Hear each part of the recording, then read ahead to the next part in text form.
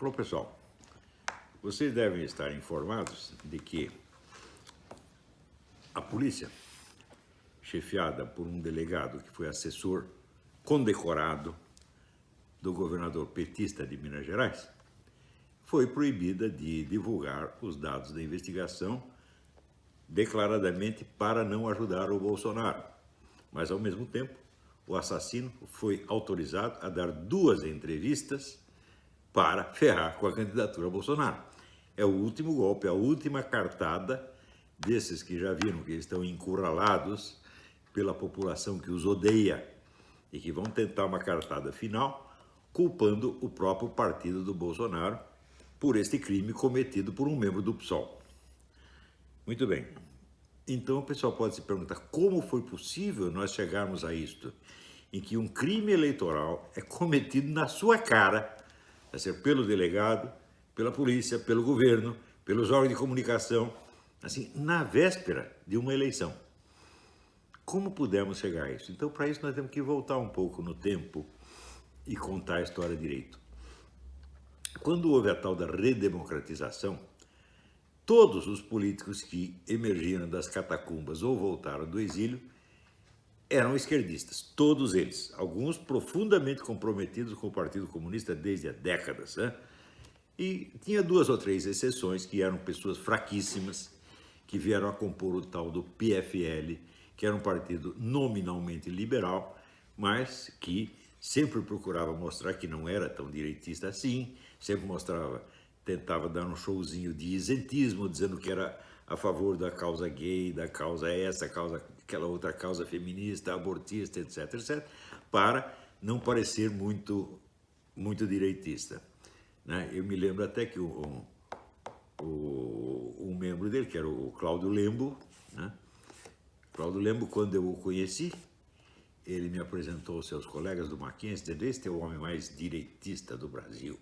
E ainda me recomendou: você não pode ser tão direitista assim, você tem que ler um pouco do Evangelho, né? Daí eu estava com o Evangelho no bolso, falei: é esse aqui? Né? Quer dizer, era um palhaço, evidentemente, né? O PFL era todinho composto desses palhaços, é um partido que acabou se implodindo a si mesmo para desimpedir o caminho. A função dele era esta: servir de camisinha para os outros partidos. Fora disso, havia 3 agremiações em jogo, que eram o PT, o PSDB e o PMDB. Desses, assim, o PT era assim, o comunista mais radical, o PSDB era o comunista adocicado e o PMDB, que sempre foi controlado pelo Partido Comunista, tinha a função de parecer o partido isento, quer dizer, o partido sem autodefinição ideológica, onde os 2 outros podiam fazer as misturas que quisessem. Este composto, que estava 100% a serviço dos comunistas, foi o que constituiu o que nós chamamos a democracia brasileira, a redemocratização. Então era um sistema calculado para haver sempre um rodízio de poder entre o PT e o PSDB, com a ajuda dos seus servidores no PMDB. Isto foi a democracia. Ora, acontece que esta democracia estava contra a maioria da população. A maioria da população brasileira, segundo todas as pesquisas, era acentuadamente conservadora, sobretudo no ponto de vista moral e social. Isso todas as pesquisas, inclusive da Datafolha, mostravam isso. Então, num país que tinha a maioria de 70% a 80% de conservadores, você não tinha um partido conservador, não tinha um jornal diário conservador, não tinha um canal de TV conservador, não tinha uma universidade conservadora, não tinha uma revista semanal conservadora, não tinha nada. Ou seja, a população foi totalmente excluída da democracia. No entanto, essa democracia, ela tinha a seu favor a estabilidade, ela funcionava, ela tinha eleições e parecia que estava tudo normal, vamos dizer, de um certo ponto para cima. Aqui embaixo estava tudo, né, todo mundo oprimido, sem ter meios de expressar a sua opinião, mas lá em cima estava muito bem, era a democracia deles. Essa democracia foi muito bem vendida internacionalmente, mesmo porque todos esses políticos tinham um certo prestígio internacional e nós sabemos que o comunismo é uma rede internacional. Comunismo e socialismo são redes internacionais, não são partidos nacionais. Todos eles estão ligados tem conexões com o mundo inteiro e tem o apoio das grandes megafortunas, né? Os bancos, o pessoal do Bilderberg, né? George Soros, Zuckerberg, toda essa gente. Então, era um poder descomunal que controlava o Brasil, quer dizer, a parte superior do Brasil, né? Mantendo o povo sob censura, com mordaça, durante 30 ou 40 anos. Isto foi a democracia brasileira. Muito bem. Então, é evidente que foi a democracia calculada para consolidar o poder comunista, socialista, etc. Mais ainda após a fundação do Foro de São Paulo. O Foro de São Paulo era uma organização nitidamente criminosa, onde partidos supostamente legais se associavam intimamente a organizações criminosas, como as Farc, o MIR chileno, que tinha o monopólio dos sequestros na América Latina, né? As Farc, sobretudo, que eram a grande fornecedora de cocaína ao mercado brasileiro. Tudo isso, vamos dizer, numa intimidade totalmente obscena, né? E, na época, se você dissesse que havia uma parceria entre PT e Farc, todo mundo ficava escandalizado. Mas você estava vendo lá o Lula presidir o Foro de São Paulo, junto com o Manuel Marulanda, que era o comandante das Farc. Ou seja, a parceria era óbvia, tá certo? Inegável. Mas ainda o Foro de São Paulo era um órgão internacional e a lei eleitoral brasileira proíbe o registro de qualquer partido que tenha filiação a qualquer órgão internacional. Então, o PT está na ilegalidade desde 1990 e colaborando com essa quadrilha criminosa, com várias quadrilhas criminosas, desde 1990, e a mídia inteira fazendo o possível para não ver, né? Tanto que a própria existência do Foro... Não esqueçam isso. O Foro de São Paulo foi a maior entidade política que já existiu na América Latina, congregando 200 partidos e outras organizações. Isso nunca existiu na América Latina. E durante 16 anos, a mídia inteira escondeu, negou a existência do Foro de São Paulo. Ora, então quer dizer que a mídia faz parte desse esquema. A mídia inteira.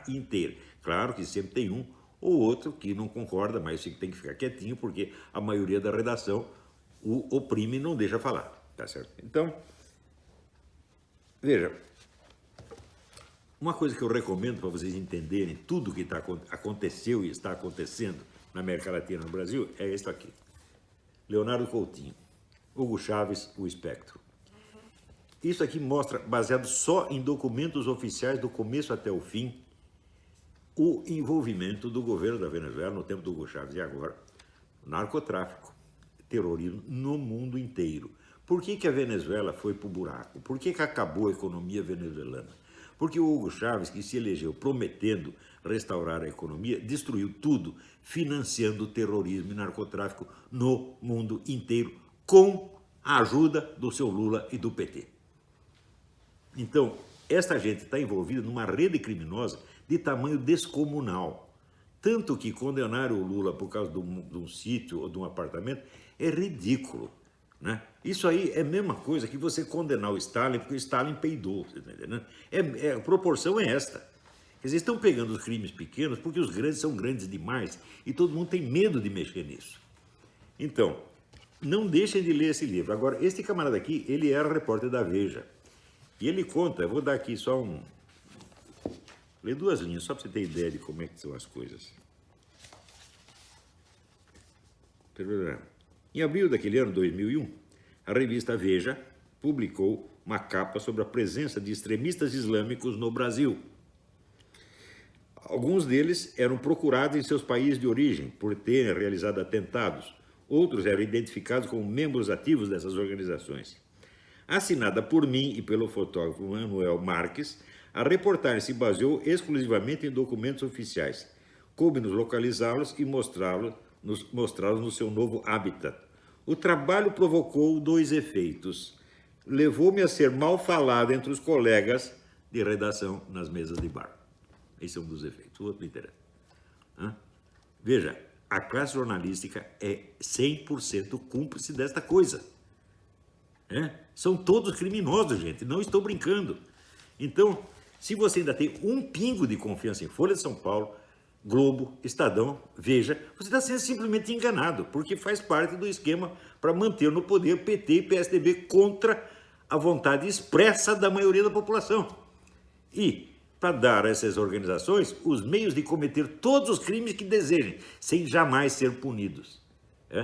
E esses crimes não é assim, uma compra ilegal de um apartamento ou de um sítio. Não, esses crimes são terrorismo e narcotráfico. Essa gente está matando milhões de pessoas no Brasil. São genocidas, todos eles. E é esse esquema que está defendendo esses partidos, com a cumplicidade, inclusive, de pessoas que se dizem conservadoras, tipo Alckmin e outros, Alckmin, Amoedo, Partido Novo, essa porcariada toda. Tudo isso está dentro de um maior esquema criminoso que já existiu no continente. Quando fala esquema criminoso, não é assim, propina, não é dinheirinho que escorregou daqui para lá. Não, gente, é genocídio, é morticínio, é genocídio, é terrorismo. Então, é claro que eles têm que se defender, porque eles sabem que quando o Bolsonaro for eleito, eles serão investigados e punidos.